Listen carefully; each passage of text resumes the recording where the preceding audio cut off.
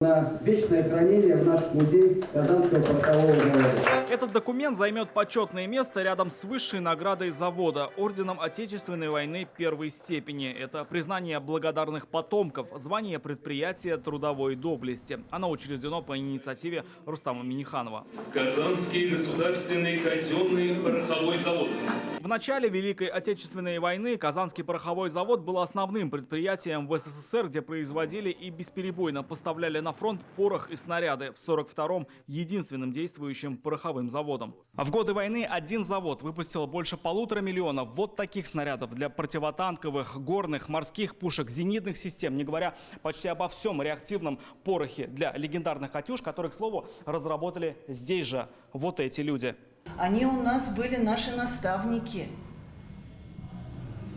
Такие хорошие люди. Рузалья Ухаткина – представитель славной трудовой династии. На пороховом проработала почти полвека. В годы войны здесь трудились и родители, и родственники. Отец рассказывал, дядя рассказывали, было очень трудно. Они по 24 часа почти работали, не вылезая из завода. Трудовой стаж династии Закировых около 300 лет, рассказывает Зайтуна Кончурина. Дед за трудовые достижения был удостоен ордена Ленина. В годы войны ему на смену пришли сыновья. Один из них, Карим Закиров, принимал участие в разработке и производстве реактивного пороха для легендарной «Катюши». Труд его тоже был оценен.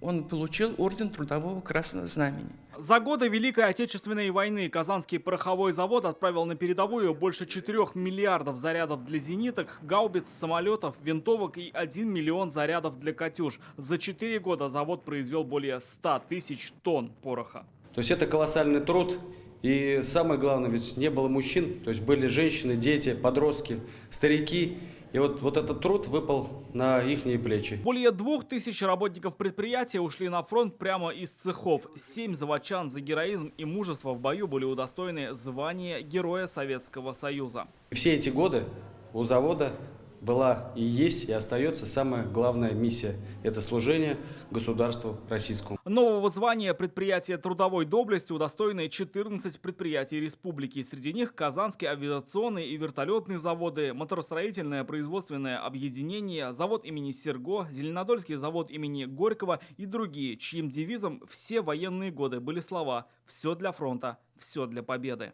Рамиль Шайдуллин, Игорь Романов, ТНВ, Казань. Закажи рекламу на ТНВ. Телефон в Казани 5 705 100.